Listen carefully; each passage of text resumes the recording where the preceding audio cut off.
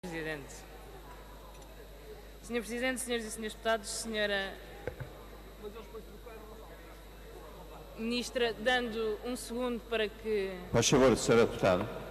possamos chegar à conclusão sobre a ordem das intervenções. Senhora Ministra, há três perguntas que gostaria de lhe fazer, um bocadinho na sequência daquilo que já foi feito. Em primeiro lugar, sobre esta proposta do regime jurídico da atividade da auditoria. Não compreendemos como é que, se o Governo vai mexer numa lei que mexe com empresas de auditoria e de revisão oficial de contas, deixa de fora conclusões unânimes da Comissão de Inquérito ao BES. Foi unânime que é preciso haver uma revisão da forma como as auditoras são escolhidas, que ela não deve depender das entidades que pagam e deve ser feita por uma entidade independente, podendo ser o Banco de Portugal ou outra. Foi unânime que o período de rotação dessas auditorias devia ser muito mais curto do que aquele que existe neste momento, evitar situações de conflitos de interesses, e não vemos nenhuma dessas propostas que foram unanimemente aceitos na Comissão de Inquérito, refletidas nesta proposta que o Governo traz a debate, no meio de um conjunto de outras propostas que querem limitar a ação dos bancos e limitar a possibilidade do sistema financeiro.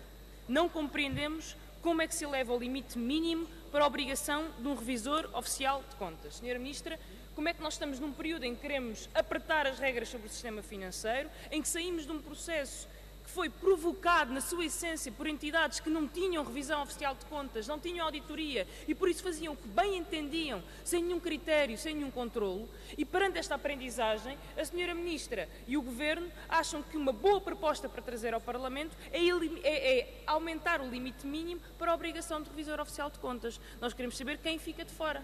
Quais são os alçapões que vamos abrir, ou que o Governo vai abrir, ou isentar um conjunto de entidades, ou empresas, ou outro tipo de instituições, de terem um revisor oficial de contas, ficando apenas limitado ao seu Conselho Fiscal, com todos os potenciais também conflitos de interesses que daí decorrem. Senhora Ministra, já fizemos esta pergunta várias vezes, há aliás um motivo para ela ser feita e repetida por vários grupos parlamentares e várias pessoas. Qual é o tamanho do perdão fiscal ao novo banco?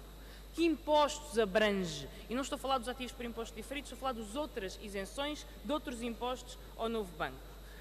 Quais são os valores que dizem respeito a cada imposto? E quais são, de facto, os pareceres que a Autoridade Tributária e o Centro de Estudos Fiscais deram a este? E não é só o último parecer, é a sequência de pareceres. Porque nós recebemos na Comissão de Inquérito vários pareceres negativos a muitos deste tipo de perdões fiscais que estão a ser dados ao novo banco. E tenho que admitir que há uma confusão criada sobre quais são os valores, quais são os impostos e qual é de facto a opinião da autoridade tributária, a primeira e a última, e qual foi a evolução até lá chegar. Importa ter esta informação.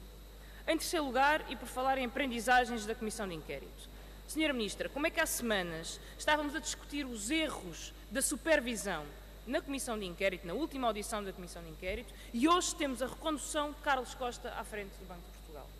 A Senhora Ministra garantiu que ia haver uma avaliação ao trabalho do Banco de Portugal.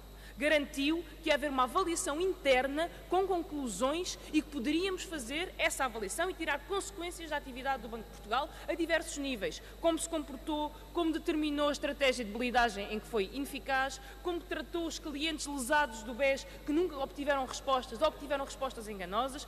Toda essa avaliação devia ser feita. E nós não vemos nenhuma dessa avaliação a ser feita, mas, apesar disso, o Governador a ser reconduzido à frente do Banco de Portugal. Eu gostaria de saber se o Governo teve acesso à avaliação interna que o Banco de Portugal fez e, se teve acesso, pedir que a disponibilizasse para que nós também pudéssemos ter acesso à avaliação que o Banco de Portugal fez dos seus próprios procedimentos. Caso contrário, continua a ser uma caixa negra em que nós não sabemos se as instituições estão a ser avaliadas, sendo que a nossa avaliação é que não deveria ser reconduzido, porque houve demasiados erros para que Carlos Costa pudesse ter esse voto de confiança e esse prémio sendo reconduzido à frente do Banco de Portugal.